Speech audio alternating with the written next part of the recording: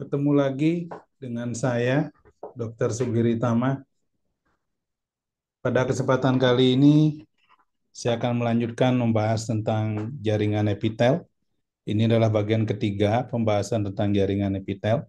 Pada bagian pertama, sudah dibahas tentang pengertian dasar dari apa itu jaringan epitel, kemudian bagaimana sel epitel terkoneksi dengan sel-sel yang lain, kemudian variasi bentuk yang ada di permukaan sel-sel epitel, kemudian dasar klasifikasi dari epitel yang meliputi jumlah lapisan selnya dan bentuk-bentuk dari sel yang menyusun epitel.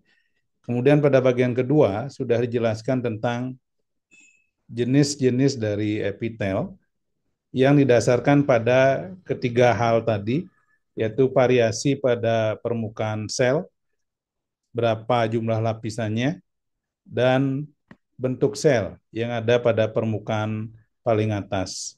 Sudah disebutkan juga bahwa fungsi umum dari epitel adalah untuk melapisi tubuh baik pada bagian dalam maupun pada bagian luar.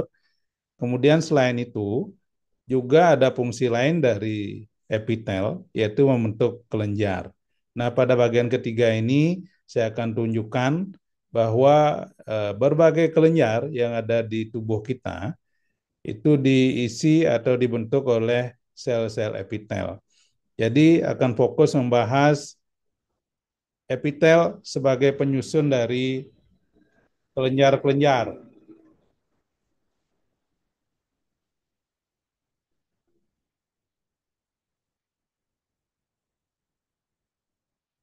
Jadi akan fokus membahas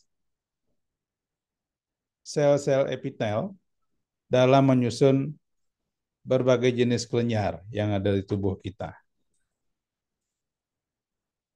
Nah, kelenjar itu ada dua bagian atau dua jenis ya. Ada yang disebut dengan eksokrin, kemudian ada yang disebut dengan endokrin. Nah, keduanya ini adalah kelenjar, tapi yang berbeda adalah ketika dia jenisnya eksokrin, maka dia memiliki duktus yang berfungsi untuk mengeluarkan produknya dari dalam tempat produksinya ke tempat di mana dia harus bekerja. Biasanya ke dalam lumen, sebuah organ. Sedangkan yang jenis endokrin tidak memiliki duktus. Nah, dia melepaskan produknya langsung ke pembuluh darah dan diedarkan ke seluruh tubuh. Itulah bedanya kedua jenis kelenjar, yaitu kelenjar eksokrin dan kelenjar endokrin yang akan dibahas pada kesempatan kali ini, yang fokus membahas pemahaman bahwa yang membentuk kelenjar adalah sel-sel epitel. Nah, jenis yang pertama, kelenjar eksokrin yang uniselular, yaitu kelenjar endokrin yang terdiri hanya dari satu jenis sel, hanya terdiri dari satu sel saja. Ini digambarkan, sel ini berada di antara sel-sel yang lain yang menyusun atau melapisi sebuah lumen biasanya. Bisa dilihat pada gambar, ini adalah sel-sel kolumner yang sudah dibahas tadi, jenisnya dia memiliki silia, dan di antara sel-sel kolumner itu ada sel yang merupakan modifikasi dari sel kolumner yang berperan sebagai kelenjar.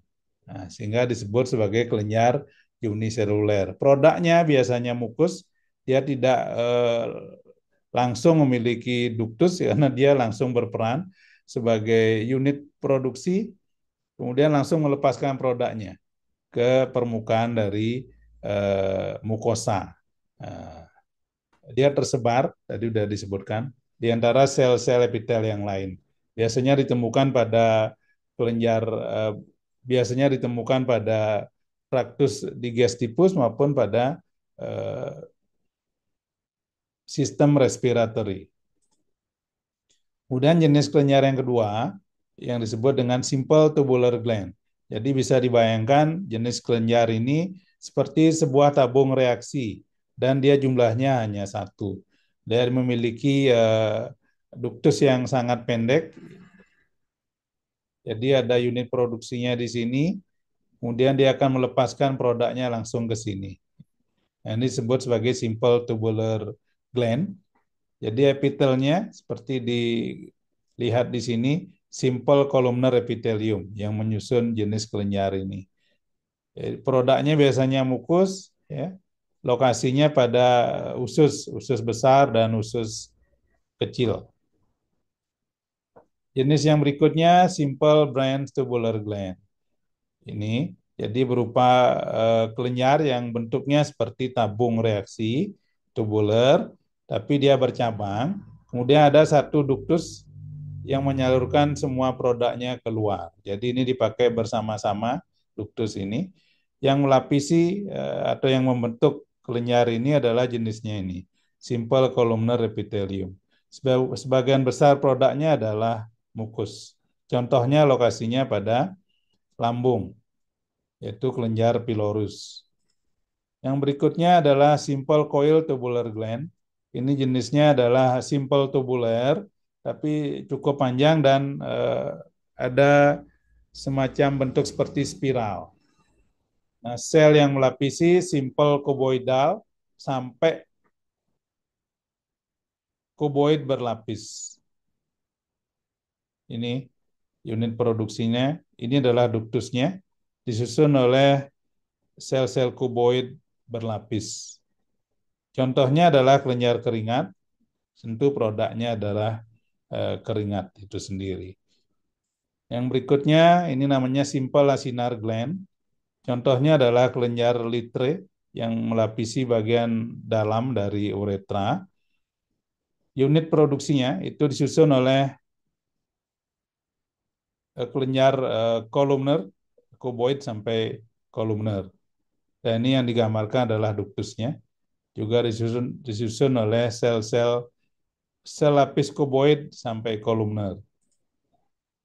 Yang berikutnya adalah simple branch acinar gland. Jadi kelenjar ini memiliki asini atau kantung-kantung, kemudian juga memiliki ductus. Jadi dia jenisnya yang bercabang. Ada berapa bentukan asini? Ada kelenjar jenis ini memiliki lebih dari satu bentuk kanasini atau bentuk spherical yang menyalurkan produknya ke ductus yang sama. Nah, epitel yang melapisi pada sininya jenisnya adalah berlapis kubus. Produknya berupa sebum, contohnya adalah kelenjar sebaceous yang terdapat pada kulit. Jenis berikutnya compound tubular gland. Jenis kelenjar ini memiliki lebih dari satu tubular gland atau kelenjar yang berbentuk seperti tabung reaksi dan juga memiliki lebih dari satu ductus yang kemudian akan menyalurkan produknya ke dalam lumen. Unit sekretorinya dilapisi oleh jenis kolumner simple columnar epithelium. Ini. Kemudian ductusnya juga simple columnar epithelium, tapi tercat lebih gelap. Produknya adalah mukus, contohnya adalah kelenjar Brunner's yang terdapat di segmen awal dari duodenum. Kemudian compound acinar gland, jenis dari kelenjar ini memiliki lebih dari satu asini, kemudian memiliki lebih dari satu ductus yang ukurannya bervariasi, ya. Unit sekretorinya seperti dilihat di sini jenisnya simple cuboid sampai juga bentuknya bervariasi menjadi bentuk piramid, sedangkan ductusnya simple cuboid. Bisa juga simple columnar atau stratified columnar tergantung dari diameternya. Jadi yang kecil dilapisi oleh simple cuboid, kemudian yang agak besar simple columnar, kemudian yang besar sekali stratified columnar epithelium. Produknya biasanya seperti air dan kaya dengan protein. Contohnya adalah kelenjar parotis. Kelenjar yang berikutnya, compound tubuloacinar gland, yaitu kelenjar ini memiliki lebih dari satu eh, kelenjar jenis ini memiliki lebih dari satu jenis asini. Ada yang jenisnya tubular seperti tabung reaksi, ada juga yang jenisnya asini atau berbentuk agak bulat dan memiliki beragam duktus dengan ukuran yang bervariasi. Nah, seperti bisa dilihat pada gambar, jenis selnya yang membentuk kelenjar ini ada yang jenisnya kolumner, ini. Ini biasanya sel-sel yang jenisnya mukus, kemudian ada jenis yang kuboid, ini biasanya jenisnya yang serus, kemudian ada juga asini yang campuran. Dan ada istilah namanya demilunes, yaitu seperti bentukan eh, bulan sabit yang disusun oleh kedua jenis sel tadi, sel kolumner maupun sel yang jenisnya kuboid. Kemudian duktusnya dilapisi oleh beragam jenis epitel, mulai dari simpel kuboid sampai simpel kolumner tergantung dari ukuran dari duktus tersebut. Produknya campuran mukus dan serus, contohnya adalah kelenjar submandibular dan sublingual.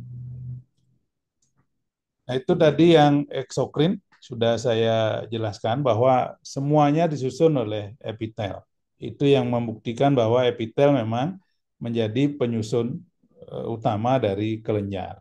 Nah, berikutnya adalah yang jenis yang kedua yaitu endokrin. Tentu endokrin tidak memiliki duktus seperti halnya eksokrin yang tadi sudah disebutkan. Jenis yang endokrin itu juga ada yang uniselular, yaitu single cell ya, sama dengan di eksokrin.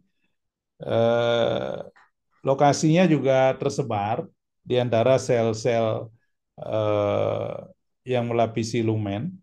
Tapi bedanya produknya, kalau yang jenis eksokrin yang single cell itu dilepaskan ke lumen, sedangkan untuk yang unicelular tapi fungsinya sebagai endokrin itu produknya dilepaskan ke pembuluh darah atau target target organnya jauh dari lokasi dilepaskannya produknya tersebut. Ini contohnya. Kemudian ada juga kelenjar endokrin yang tersusun menjadi barisan-barisan sel yang bentuknya poligonal ya. Kemudian disupport oleh jaringan ikat dan tentu ada banyak kapiler di sekitarnya untuk menyalurkan produknya. Produk dari kelenjar ya endokrin jenis ini tuh variasinya banyak, tergantung dari jenis kelenjarnya. Contohnya ada beberapa ya, ada kelenjar pituitari, paratiroid, adrenal, dan islet of Langerhans yang ada di pankreas. Nah, kemudian yang terakhir, bentukan kelenjar seperti folikel-folikel bisa dilihat pada gambar ini. Ini namanya bentukan folikel, dilapisi oleh epitel simple kowoidal, epitelium yang pada dindingnya. Kemudian di dalamnya berisi struktur seperti koloid yang menampung produk dari sel-sel ini. Contohnya adalah kelenjar tiroid. Nah, itulah yang bisa saya sampaikan, yang melengkapi apa yang sudah dijelaskan sebelumnya, bahwa benar sel-sel epitel itu menjadi pembentuk utama dari kelenjar, baik yang jenisnya eksokrin, yang jenisnya banyak tadi, dan juga yang endokrin. Nah, sekarang untuk bagian terakhir dari presentasi ini, kita lihat perbedaan dari kelenjar endokrin dan kelenjar eksokrin. Nah, secara embriologi itu sama-sama proses pembentukannya, di mana sel-sel permukaan itu kemudian mengalami invaginasi ke jaringan ikat di bawahnya. Tapi bedanya adalah pada kelenjar eksokrin itu masih terhubung dengan bagian awalnya, yaitu melalui duktusnya, sedangkan yang jenis endokrin terputus sama sekali, sehingga tidak memiliki duktus. Sehingga konsekuensinya adalah cara melepaskan produknya berbeda. Kalau jenis yang eksokrin, karena masih ada hubungan dengan epitel permukaan, maka dia melepaskan produknya melalui duktus. Sedangkan yang endokrin tidak bisa melepaskan melalui duktus, tapi dia menyebarkan ke seluruh tubuh melalui kapiler yang ada di sekitar sel-sel tersebut. Demikian yang bisa saya sampaikan tentang struktur dari epitel. Ini adalah bagian ketiga, jadi sudah lengkap penjelasan tentang epitel. Mudah-mudahan apa yang saya sampaikan bisa memberi pemahaman tentang jaringan epitel khususnya. Jika ada komentar tentang presentasi ini, silakan tuliskan di kolom komentar. Terima kasih atas perhatiannya dan sampai ketemu di video berikutnya.